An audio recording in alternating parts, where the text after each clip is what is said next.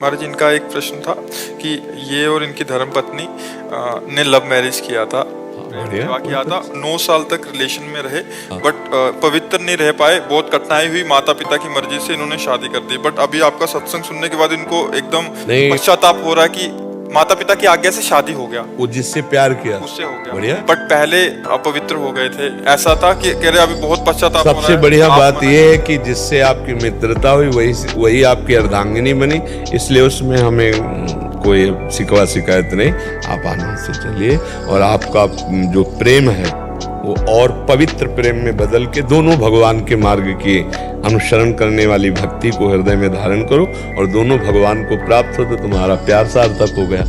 दोनों एक ही जगह पहुंच जाओगे श्री भगवान के पास। आजकल जो प्यार होता है ना वो सब दिखावटी और नौटंकी नाटक होता है। वासना की पूर्ति की, फिर ब्रेकअप कहते हैं। ये ब्रेकअप मतलब शरीर को तुमने क्या समझ रखा है? दोना पत्तल समझ रखा है? अरे जीवन चरित्र है। एक बार जैसे मानो आपने प्यार किया, ठीक है, हाथ मिलाया आजीवन के लिए तो बढ़िया है, हमें कोई परेशानी नहीं, हमें और कोई पक्ष नहीं देखना, तुम कहाँ के हो तुम कहाँ के नहीं देख। दोनों ने प्यार किया, ठीक है, दोनों ने शरीर भाव किया, ठीक है, आजीवन उसका निर्वाह करो, अब तीसरे को मत छूना, दोनों में आजीवन निर्वाह करो, बढ़िया, कोई बात नहीं, क्योंकि कलिकाल है, इसमें इतना ही निर्वाह हो जाए बहुत बड़ी बात है। अब ये तो नहीं है कि थोड़े दिन हमारा मनोरंजन, वो आजकल जो चला क्या लिव इन रिलेशन, बोले अब हमारी नहीं बनी, ऐसी तैसी तुम्हारी बनी नहीं, तुमने शरीर को खिलवाड़ समझ रखा है। ये कौन सा मतलब संविधान चला, हमारी तो समझ में नहीं आता है कि यार महीना 2 महीना तुम्हें रखा, इसके बाद बोला हमारी पसंद के नहीं, फिर इनको रखा, फिर हमारी पसंद के नहीं, ये तो पूरा जीवन मनोरंजन में कट जाएगा।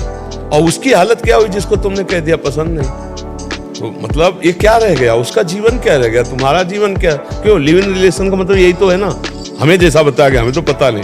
अंग्रेजों का चाल चलन। हाँ, अंग्रेजों का चाल चलन। कल वही तो एक आए थे, कह रहे थे भारत को विश्व गुरु बनाना है, वो कह रहे थे तो भारत को विश्व गुरु बनाना है, ऐसे भारत विश्व गुरु बन जाएगा। ये विचार नहीं बढ़ रहा हमारे भारत में, सोचो तो हम कैसे विश्व गुरु बन सकते हैं, कैसे बन सकते हैं? जो हमारे घर में ही पोल है, हम घर के गुरु तो बन नहीं पा रहे।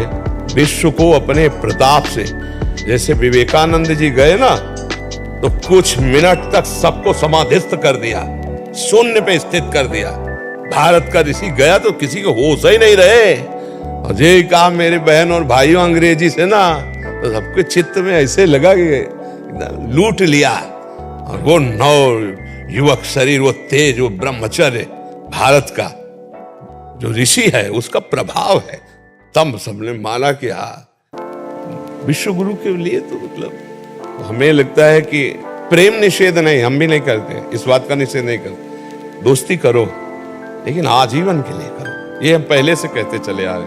हम दोस्ती का निषेध नहीं करते, लेकिन तब तक जब तक तुम्हारा ये निर्णय पक्का ना हो जाए कि तुम दोनों दोस्त आजीवन एक साथ रहोगे, तब तक उसको पवित्र रखो।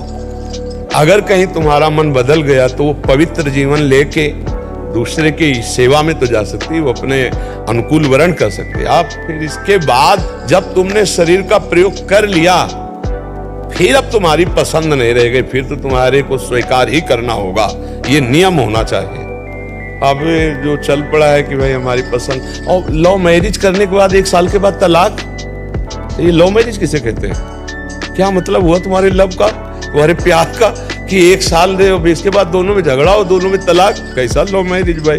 प्यार का मतलब क्या होता है? तो आजकल के बच्चों का थोड़ा लव समझना चाहिए। आपको तो धन्यवाद है कि कम से कम उसका निर्वाह कर रहे हो, और आजीवन निर्वाह करना, और दोनों भगवान के मार्ग में प्रीता से चलना, भगवान का आश्रय लो और सुखी जीवन व्यतीत करने के लिए सहनशील बनो।